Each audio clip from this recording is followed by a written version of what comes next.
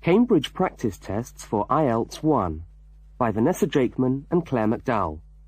Published by Cambridge University Press, 1996. This recording is copyright. Cassette 1, Side 1. Practice Test 1. You will hear a number of different recordings, and you will have to answer questions on what you hear. There will be time for you to read the instructions and questions, and you will have a chance to check your work. All the recordings will be played once only. The test is in 4 sections. Write all your answers in the listening question booklet. At the end of the test, you will be given 10 minutes to transfer your answers to an answer sheet. Now turn to section 1 of your question booklet.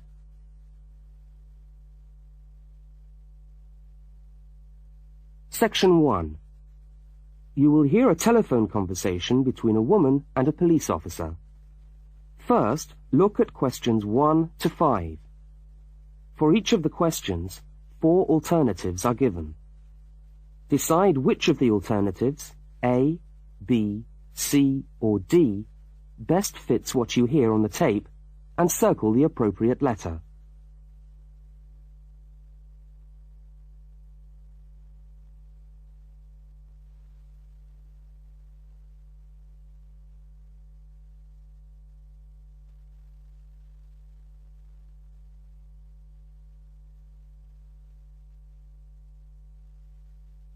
You will see that there is an example which has been done for you. On this occasion only, the conversation relating to the example will be played first.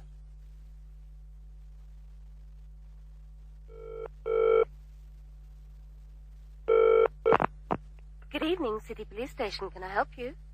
Oh, hello. I'd like to report a stolen briefcase, please. Just a minute and I'll put you through. The woman says she wants to report a stolen briefcase, so A has been circled. Now we shall begin. You should answer the questions as you listen, because you will not hear the recording a second time.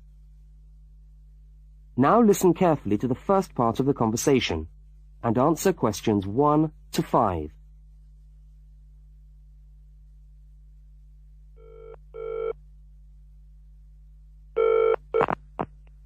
Good evening, City Police Station. Can I help you? Oh, hello.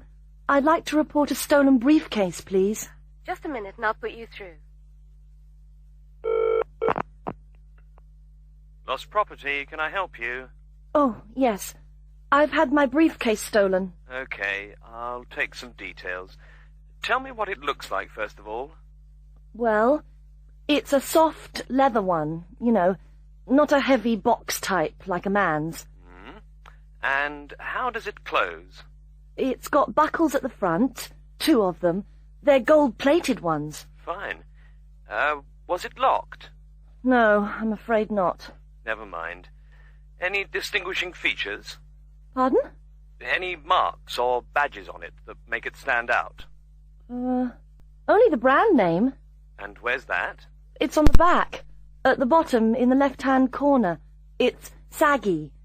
Oh, and there's a scratch. It's quite bad, but small, directly above the brand name. I did it recently, putting it on my bike. I've got that. So, what did you have inside the briefcase? Well, all my papers from college. It's so frustrating, but thank goodness for computers. I haven't lost them completely. Yes, you're lucky. I had my wallet in my pocket, so I didn't lose that. But there were also my pens, which I got for my birthday, and a novel I was planning to read on the train. Right. Where exactly did you lose the briefcase? Well, I couldn't believe it. I was standing on the platform. It was right next to me. You were holding it? I'd just put it down on the floor, but I could almost feel it beside me. I was watching for my train because sometimes it comes early, and then next time I looked, my briefcase wasn't there. And what time was this? It must have been about 5:20. No, a bit later. I'd say 5:30, because it was just getting crowded, and the train normally comes at about 25 to 6. Before they continue their conversation, look at questions 6 to 10.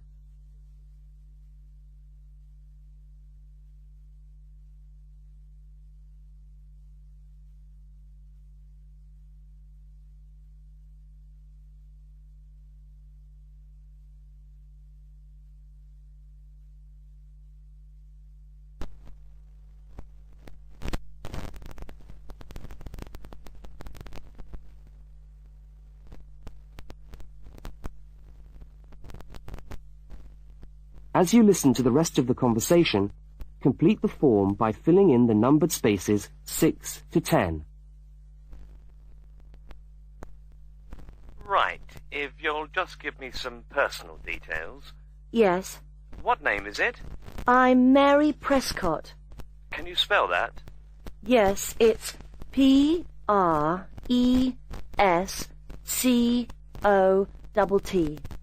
And your address? Flat 2, 41 Fountain Road, Canterbury. Fountain Road. Yes, number 41. And have you got a contact telephone number? Yes, it's 752239. 752239. Fine. One last question. What would you say the value of your briefcase is? Including the contents? Yes. Just a rough estimate is fine. I'm not sure. Well, the briefcase itself is quite new. I bought it last month for £40. I suppose about £65. The contents are worth about £20 or £25 at least. That's fine. Well, if you could come down to the station tomorrow, you can sign this form and have a look at what we've got here. Okay, thanks. Bye. Goodbye.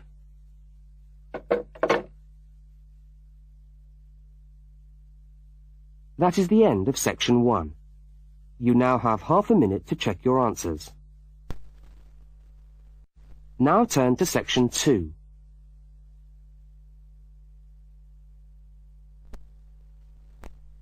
Section 2. You are going to hear a news report from an Australian radio program. First, you have some time to look at questions 11 to 13.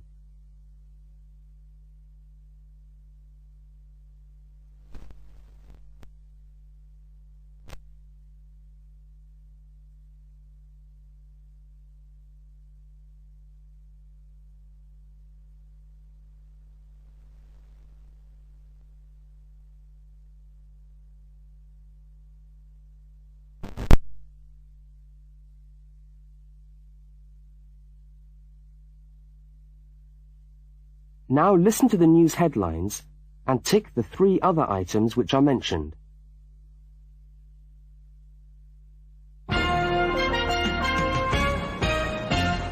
This is the 6 o'clock news for Tuesday the 25th of November. And first the headlines. The Prime Minister has promised to help the drought-stricken farmers in the northern part of the country who haven't seen rain for nearly 2 years. And in Sydney, a group of school children are successfully rescued from a plane which landed in the sea shortly after takeoff. Transport workers are on strike in Melbourne over a pay claim, and the strike looks set to spread to other states. And on a fashionable note, there's to be a new look for the staff of Qantas, Australia's national airline. Now you have some time to look at questions 14 to 21.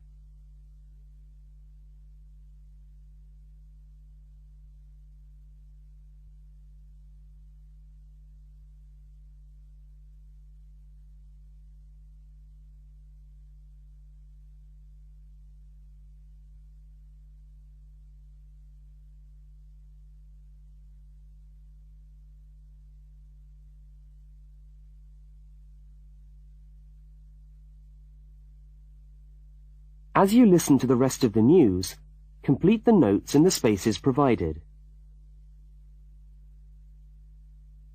The Prime Minister has pledged today that he will make $250 million available to help the drought-stricken farmers who have not seen rain for years get through the next 5 years. Money that was to have been spent on the restructuring of Sydney's road system has been reallocated to what the Prime Minister described as a more worthy cause. Farmers are to receive financial assistance to help see them through the worst drought in over 50 years. Many farmers feel that while the money is welcome, it has come too late to save them and their farms from financial ruin, and are angry that the government did not act sooner. A group of school children who were travelling in a privately chartered aeroplane from Sydney to Queensland to take part in a musical concert found themselves swimming for the shore when their aeroplane had to land in the sea just 3 minutes after taking off from Sydney Airport. The pilot managed to bring the aircraft and its 50 passengers down safely in the calm waters of Botany Bay, where boats and pleasure craft were able to come to the rescue of the boys. The fact that it was a weekend meant that there were hundreds of boats in the bay enjoying the good weather, and this undoubtedly helped the rescue operation. "We owe our lives to the skill of the pilot," said one of the boys, but the pilot replied modestly that it was all part of a day's work. However, all their musical instruments were lost, and they never got to play at the concert. That is the end of section 2. You now have half a minute to check your answers. Now turn to section 3.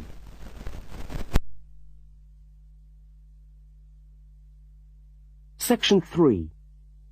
In this section, you will hear a conversation between a university student and a university lecturer. Look at questions 22 to 25. For each of the questions, 4 alternatives are given.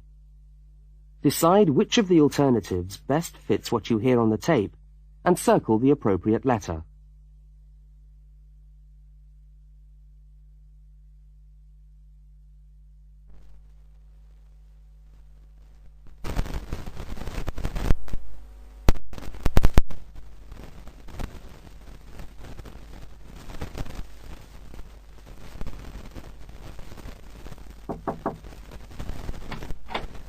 Hello.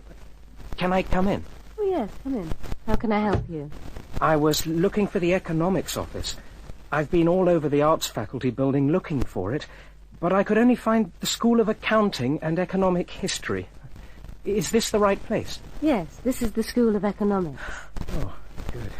I'm a new student, and I was wondering if someone could give me some information. Well, I might be able to help. I lecture on that program. What do you need to know? Well, quite a few things, actually. Firstly, how many lectures a week do I have to attend? Well, the Economics 1 course is a double unit. So there are 2 lectures a week and 1 tutorial. Oh. The lectures are scheduled for Tuesday and Thursday. What time? Let me see. You know, this information is all in the handout, which you should have received yesterday at the orientation meeting. Oh, was there a meeting yesterday? I didn't know about that. No one mentioned... Yes, there was. But never mind. Now, lectures are at 4 in the afternoon. Ooh, 4's a bit late. I've got a part-time job that starts at 4:30. Well, you can't be in 2 places at once, can you? And attendance at lectures is necessary. We expect at least 90% attendance at this university, you know. 90%? That's high. Do they enforce that rule? Yes, we do. We're pretty strict about it, actually. And what times have been set down for the tutorials? Do you have that information? That's a very well-attended course, so there's a number of tutorial times. Monday, Wednesday, and Friday, all at 9 o'clock. Yours will be allocated at the first lecture. Can't I choose the time? Maybe, maybe not. You'll have to talk to the lecturer on the course. Dr. Roberts is his name. Oh, okay. Now look at questions 26 to 31.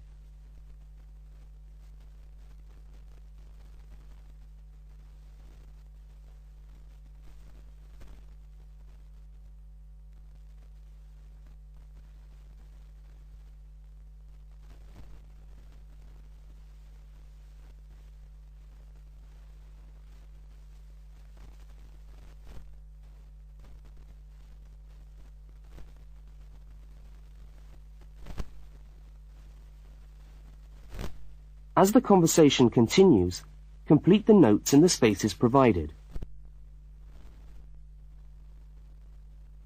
Anything else I can help you with while you're here? Well, yes, actually. Do you know what the course requirements are? I mean, how much work is expected for this course? Well, you have to complete a tutorial paper. What does that involve? Well, it's a piece of work on a given topic based on some set reading texts. You'll have to give a small talk to your tutorial group. How long does that have to be? Oh, about 25 minutes usually. I have to talk for 25 minutes? Yes, that's right. And then you have to write up your piece of work and give it to the lecturer to be marked. Right. And is that all? No. You also have to complete a 3,000-word essay on a topic. Can I choose the topic? Yes, usually you can. Right. That shouldn't be too bad. And in addition to that, there is an exam. An exam? What sort of exam? Well, it's an open book exam.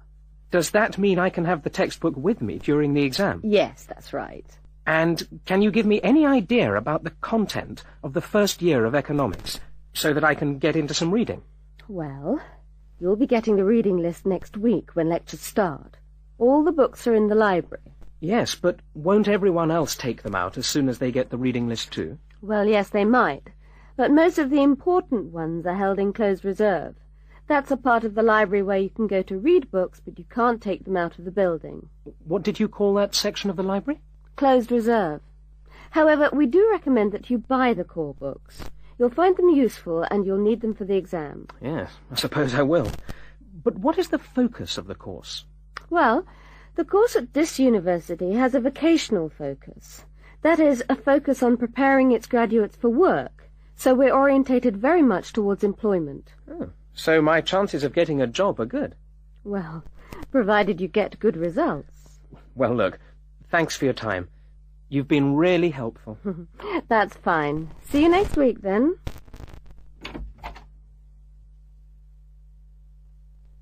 That is the end of section 3. You now have half a minute to check your answers. Now turn to section 4. Section 4. You will hear a talk given by a university lecturer about the structure of the university. First, look at questions 32 to 36.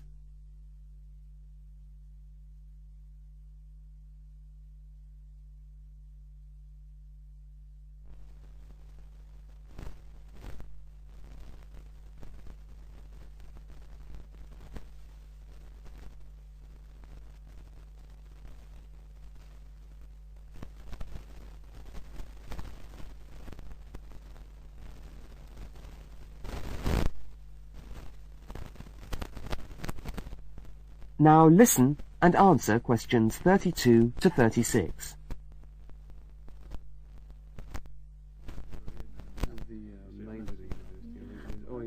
Good morning and welcome to the University of Westlands.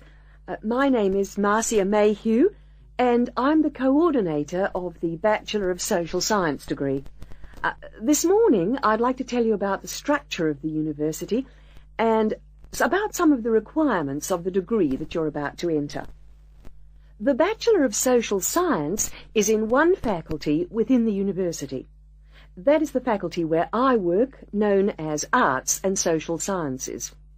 Here on this campus we also have the faculties of Architecture, Law and Science and Technology, among others. It's important to know something about the structure of the faculty because as you go through your course, you may need to call on members of the staff to help you. At the top of the faculty, we have a dean, and below the dean, we have 3 divisions. Each division has a divisional head, and your degree is located in the Division of Social Sciences. Within each of the divisions, there are the departments, and each of these offers the different degrees. For instance, 2 of the departments which offer the major subjects for your award are sociology and psychology. Each has a departmental head, but for practical purposes, the people you are going to see the most of are myself as coordinator of the Social Sciences degree, and the actual lecturers who are teaching the subjects that you are taking.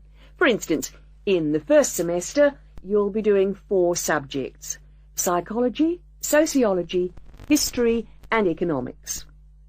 If you have any problems or difficulties, not that I'm anticipating you will, but you never know, then you should go and see your lecturers. For instance, you may find that you can't meet a deadline for an essay, or perhaps you're having problems with attendance. These seem to be the 2 most common problems that students face.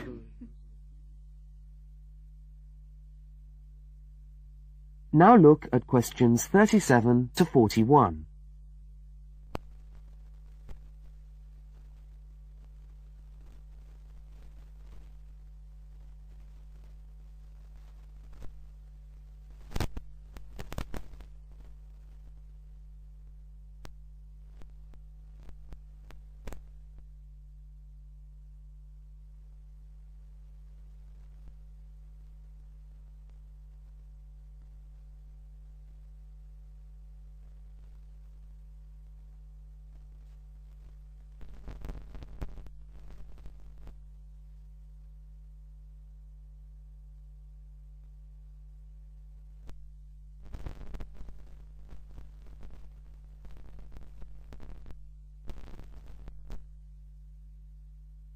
As you listen to the rest of the talk, answer the questions 37 to 41.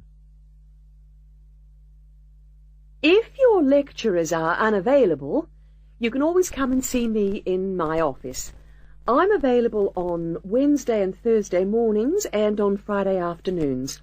Outside these hours, perhaps you could ring the secretary and make an appointment. Now, you'll note that all of the subjects which you undertake in the first year are composed of lectures and tutorials. A lecture is about an hour long, and a tutorial usually runs for about 2 hours. A lecture is rather like what I'm doing now, where one person will talk to all of you together on a subject. Now, we do ask you to try to attend the lectures. A tutorial is perhaps where most of the learning occurs at a university. You will be divided into groups of between 12 and 15 students, and each week one of you will have to present a piece of work to the group as a whole, and then the group will discuss what you've said. It's this discussion, this exchange of ideas, which really constitutes the basis of university learning, in my view. Listening to lectures in many ways is just giving you information that you could access for yourself in the library. But the discussion at the tutorial is very important. This doesn't mean that you shouldn't go to the lectures, though. Other factors to be particularly concerned about are the structure of essays and delivery of written material. And in particular, I would like to mention the question of plagiarism. Plagiarism is taking other people's work without acknowledging it. That is, without saying where it comes from. Now, of course, all essays are based on research done by other people, but you must remember to attribute the work to the original writer. And while it's a good idea to work with other people, don't hand in work which is exactly the same as your friend's work, because we will notice.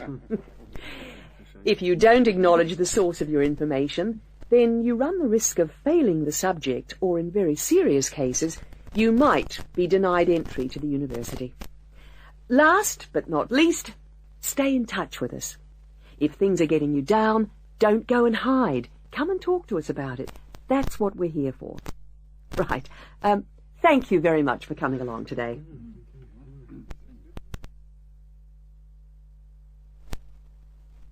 That is the end of section 4. You now have half a minute to check your answers.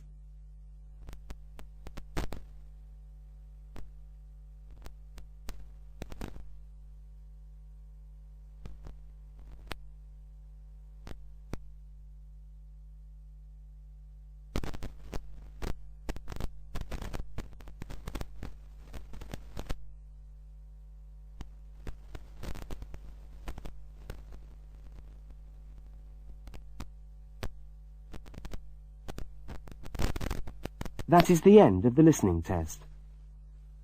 You now have 10 minutes to transfer your answers to the listening answer sheet.